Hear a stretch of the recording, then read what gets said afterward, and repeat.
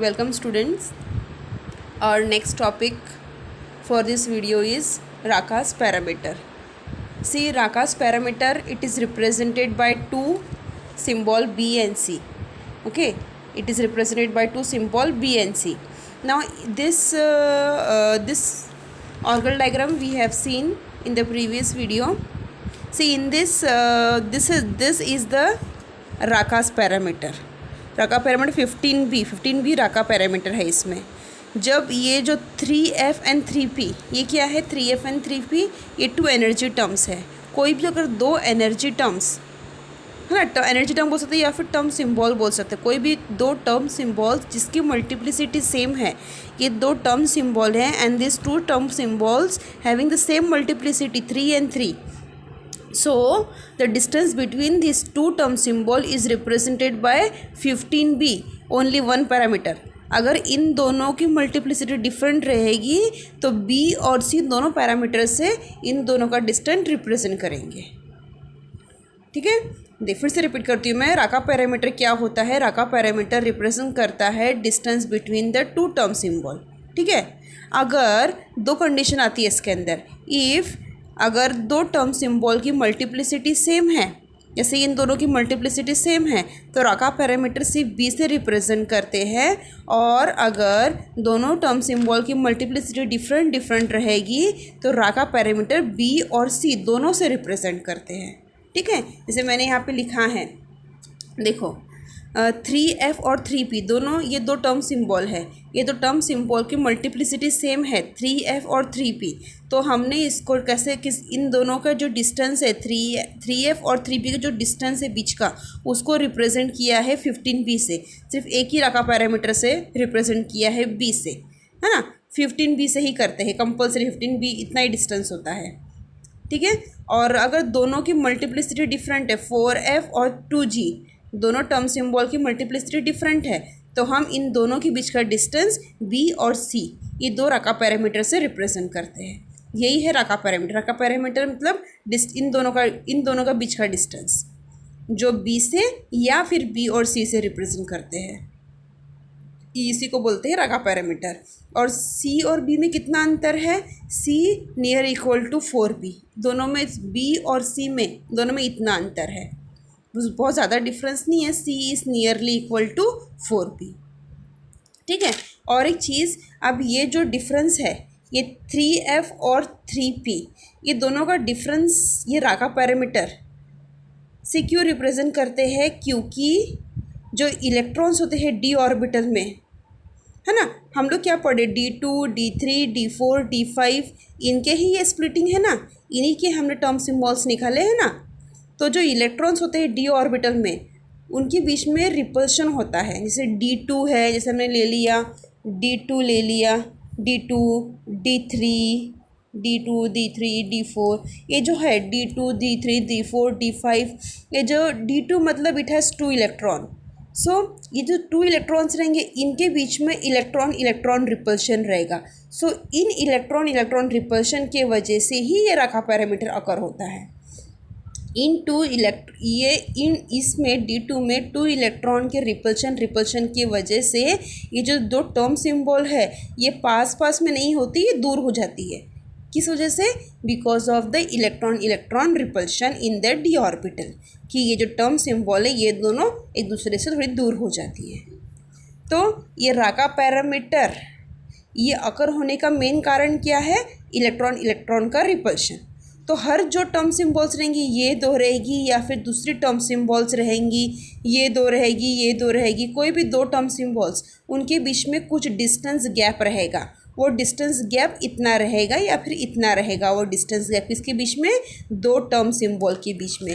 वो किस वजह से? वो इलेक्ट्रॉन रिपल्शन के वजह से ये जो दोनों टर्म सिंबल हैं वो लोग एक दूसरे से दूर हो जाते हैं, क्योंकि इलेक्ट्रॉन रिपल्शन होता है। ठीक है, तो ये हो गया हमारा राका parameter. Now will move to next, that is नेफ्लोस्टिक पैरामीटर।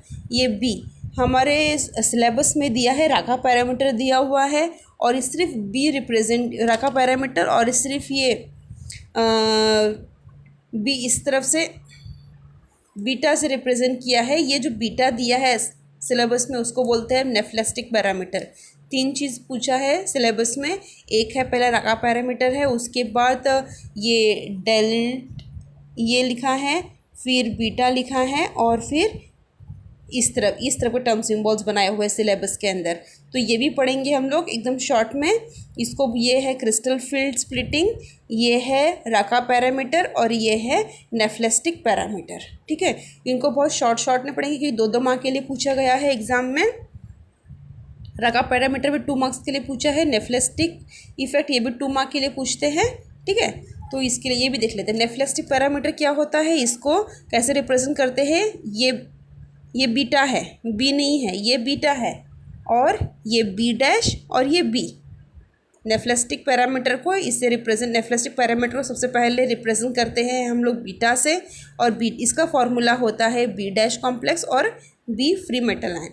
अब ये बी डैश और बी क्या होता है बताऊंगी। सबसे पहले बात तो बी जो है वो राका पैरामीटर है ना। हमने जो राका पैरामीटर है वो बी से रिप्रेजेंट किया। देखो इसको जनरली बी से ही रिप्रेजेंट करते हैं हम लोग, क्योंकि ये जो टर्म सिंबल है हम जो 2 लेते हैं, हमेशा हमने सेम मल्टीप्लिसिटी देखना। जब पहले मैंने ऑर्गल डायग्राम बनाए हैं, हर ऑर्गल डायग्राम में मैंने जो 2 टर्म लिए हैं, फर्स्ट टर्म ग्राउंड स्टेट और एक्साइटेड टर्म, दोनों भी सेम मल्टीप्लिसिटी के ही लिए हैं, है ना। तो जनरली दोनों के बीच का डिस्टेंस बी से ही 15 बी से ही रिप्रेजेंट करते हैं। बहुत हम लोग और जितने भी ऑर्गल डायग्राम पढ़े हैं, किसी भी इसमें हमने डिफरेंट मल्टीप्लिसिटी वाले नहीं लिए हैं, क्योंकि हमने पढ़ा है ना स्पिन फॉर्बिडन ट्रांजिशन। अगर स्पिन अलग अलग हो, मल्टीप्लिसिटी अलग अलग हो, तो वहाँ पर ट्रांजिशन नहीं होता, इसलिए हम लोग ट्रांजिशन नहीं दिखाते अलग अलग इसमें। तो वो सब ठीक है, छोड़ो, वो तुम्हें शायद याद भी नहीं होगा। बस इतना याद रखना कि जनरली 15 बी से ही रिप्रेजेंट करते हैं हम लोग। अलग अलग मल्टीप्लिसिटी बहुत कम इसमें यूज़ होते हैं। वो कब लास्ट जो टॉपिक पढ़ेंगे हम लोग, तनाबे सुगानोस डायग्राम, उसमें हम लोग पढ़ेंगे, अलग अलग मल्टीप्लिसिटी वाले लेंगे, तब बताऊंगी मैं। ठीक है, फ़िलहाल तो राका पैरामीटर का इतना मैंने बताया है। 2 से ये बस इतना, जितना लिखा है उतना पढ़ लेना, 2 मार्क के लिए पूछते हैं ये तो। ठीक है, उसके बाद हम लोग देखते हैं नेक्स्ट टॉपिक, दैट इज नेफ्लेस्टिक पैरामीटर। इसको रिप्रेजेंट करते हैं बी डैश और बी से। अब जो बी है राका पैरामीटर।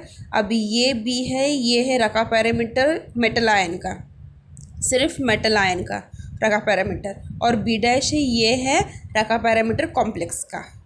अब कैसे देखो, हमारे पास एक मेटल आयन है। मेटल आयन मतलब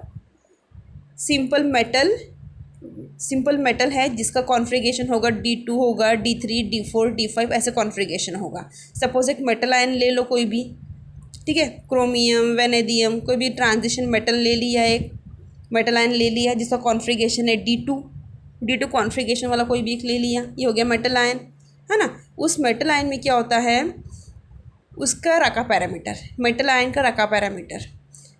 ठीक है, अब राका पैरामीटर बताया था किस वजह से राका पैरामीटर होता है। जो इलेक्ट्रॉन्स प्रेजेंट होते हैं डी ऑर्बिटल, इस मेटल के जो डी ऑर्बिटल में इलेक्ट्रॉन प्रेजेंट रहेंगे, वो इलेक्ट्रॉन रिपल्शन करेंगे और उससे होगा हमारा राका पैरामीटर। अभी कॉम्प्लेक्स क्या बन गया, अभी इसी मेटल आयन के पास अगर लिगेंड लाते हैं हम लोग, अगर लिगेंड पास में आ रहा है, इसी मेटल आयन के पास अगर लिगेंड पास में आ रहा है, तो वो बन जाएगा कॉम्प्लेक्स, है ना, वो बन जाएगा कॉम्प्लेक्स। तो क्या हो रहा है, अगर लिगेंड पास में आ रहा है मेटल के, तो राका पैरामीटर डिक्रीज, तो ये जो राका पैरामीटर है वो डिक्रीज हो जाएगा। तो जो डिक्रीज वाला राका पैरामीटर है वो रहेगा बी डैश, मतलब बी डैश कॉम्प्लेक्स कब बना, जब लिगेंड पास में आया तो कॉम्प्लेक्स बन गया, तो उसका राका पैरामीटर डिक्रीज हो गया। अब क्यों डिक्रीज हुआ, अब इसमें देखो, इसमें क्या है, ये राका पैरामीटर हो गया जो आया हमारा इलेक्ट्रॉन के रिपल्शन की वजह से। मेटल में जो 2 इलेक्ट्रॉन, 2, 3, 4 जितने भी इलेक्ट्रॉन हैं उनके रिपल्शन की वजह से हमारा आया राका पैरामीटर। लेकिन जैसे ही लिगेंड पास में आया, वो जो इलेक्ट्रॉन थे मेटल के पास वो डिस्ट्रीब्यूट हो गए, या बोल सकते डीलोकलाइज्ड हो गए लिगेंड के ऊपर। मतलब वो जो 2 इलेक्ट्रॉन हैं वो उन्होंने शेयरिंग करना शुरू कर दी लिगेंड के ऊपर, डीलोकलाइज्ड हुए, बॉन्ड शेयरिंग, पता है डीलोकलाइज्ड। तो इस वजह से क्या होता है, रिपल्शन कम हो जाएगी। इलेक्ट्रॉन इलेक्ट्रॉन जो रिपल्शन है वो कम हो जाएगी। क्यों कम हो जाएगी? Because of delocalization of electron on the ligand, over the ligand. इस वजह से अगर रिपल्शन कम हो गई तो राका पैरामीटर भी कम हो जाएगा। तो जो कम राका पैरामीटर हो गया वो हो गया बी डैश, जो कॉम्प्लेक्स में होता है। ठीक है, तो बी डैश अपॉन बी, इसे इन दोनों को, इसके डिवीजन को बोलते हैं नेफ्लेस्टिक पैरामीटर। तो ये हो गया हमारा नेफ्लेस्टिक पैरामीटर। ठीक है, ये आपने डिस्क्रिप्शन दिया है, बी डैश क्या है और बी क्या है और बी डैश क्या है बताया है मैंने। ठीक है, डिटेल में। अब बी डैश अपॉन बी मैंने पहले ही बताया है, राका पैरामीटर जो कॉम्प्लेक्स का है वो कम हो गया डीलोकलाइजेशन की वजह से, तो इसकी वैल्यू कम आएगी, इसकी वैल्यू ज़्यादा आएगी। तो B dash is less than B, यही मैंने लिखा है, B dash complex is less than B, क्योंकि राका पैरामीटर कॉम्प्लेक्स का कम होता है फ्री मेटल के आयन से, और ये लेस है इससे। तो जो नेफ्लेस्टिक पैरामीटर है इसकी वैल्यू लेस देन 1 आएगी, लेस देन 1 आएगी ना। सपोज देखो, इसको ले लिया हमने ये 2 और इसको ले लिया 5, है ना, इसको ले लिया 2, क्योंकि ये वैल्यू बी, हमको पता है बी डैश कम है और बी ज़्यादा है। राका पैरामीटर कॉम्प्लेक्स का कम होता है तो सपोज हमने 2 ले लिया, और राका पैरामीटर मेटल का ज़्यादा होता है तो हमने ले लिया 5, और इन दोनों का डिवीजन करेंगे तो हमारी जो भी वैल्यू आएगी वो लेस देन 1 रहेगी, है ना। तो सेम वही मैंने बताया है यहाँ पे जाके कि नेफ्लेस्टिक पैरामीटर लेस देन 1 आएगा। ठीक है, इसको लिख, लेस देन 1 आएगा। अब B dash has covalent character, ये पॉइंट रहने दो, इसके लिए और बहुत डीप जाना पड़ेगा, फिर और कन्फ्यूजन क्रिएट होगा। इतना तो यहाँ तक ही लिखना, 2 मार्क के लिए पूछते हैं जनरली, तो बस ये फॉर्मूला लिखना है, इतना लिख लो तो भी 2 मार्क मिल जाएंगे। ये डिस्क्रिप्शन मैंने इसलिए लिखा है कि तुम्हें कन्फ्यूजन ना हो कि ये complex free metal ion complex ये सब क्या है, इसलिए ये डिस्क्रिप्शन दिया है मैंने एग्जाम्पल में। एग्ज़ाम में तो इतना लिखोगे तो भी चलेगा।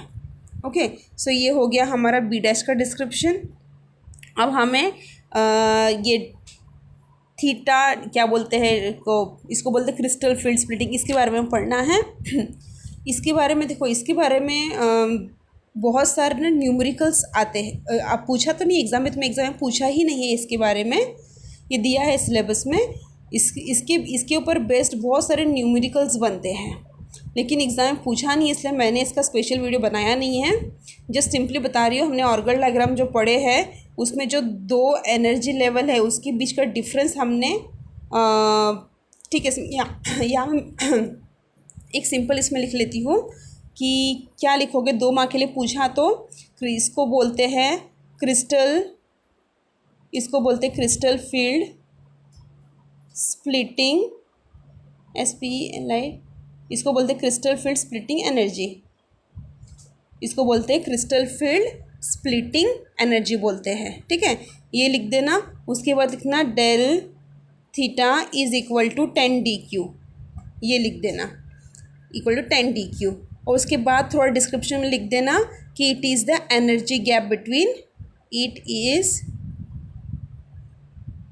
Is energy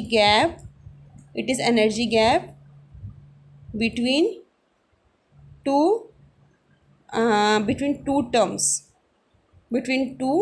terms, it is the energy gap between 2 terms, बस इतना लिख देना, 2 टर्म्स के बीच की एनर्जी गैप है। देखना तुम लोग को मैंने बताया जो ऑर्गन डायग्राम पीछे एक्सप्लेन किया है, उसमें जो ऑर्गन डायग्राम D1 का है, D1 का D9 का, उसके बीच में मैंने बताया है T2G और EG, उसके बीच का डिफरेंस मैंने बताया है 10 DQ, है ना। तो वही है थीटा नॉट, या उसको बोले क्रिस्टल फील्ड स्प्लिटिंग एनर्जी, वही है 10 DQ। ठीक है, इसके ऊपर बेस बहुत सारे न्यूमेरिकल्स बनते हैं। अगर न्यूमेरिकल्स करेंगे तो फिर और डीप में जाना पड़ेगा इसके अंदर, है ना। उतना तुम लोग को एग्ज़ाम में नहीं पूछा है, इसलिए एकदम शॉर्ट में पढ़ो। और ठीक है, इससे मैंने स्पेशल वीडियो बनाया नहीं है इसका, क्रिस्टल फील्ड स्प्लिटिंग एनर्जी का, बहुत बड़ा टॉपिक है एक्चुअली है, लेकिन एकदम शॉर्ट में इतना सफिशिएंट है तुम लोगों के लिए। ठीक है, ओके।